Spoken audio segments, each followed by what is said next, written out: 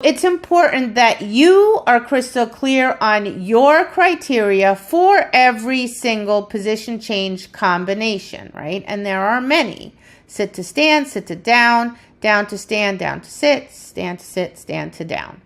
Now, you don't have to have my criteria at all. That's perfectly fine. But you must have criteria, and it must be crystal clear. If I hold my hand open, my dog knows to go to that hand, right?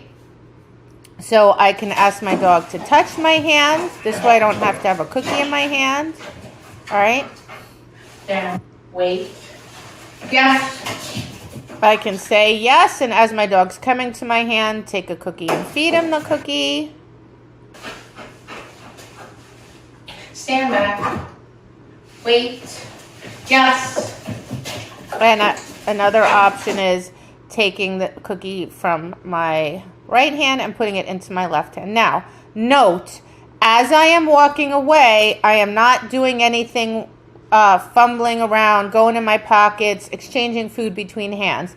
I am just walking away like I would in the ring. The only thing is, in the ring, my hand will be at my side, right? Which is the final step. Once the dog knows to stay focused on the hand, then I keep my hand at my side. And when I say yes, I turn and open my hand so my dog can see it. When my dogs make 2 mistakes in a row, to me, that's a warning. I need to change something. So I either need to simplify the task or I need to move to a less distracting spot. Wait. Stand.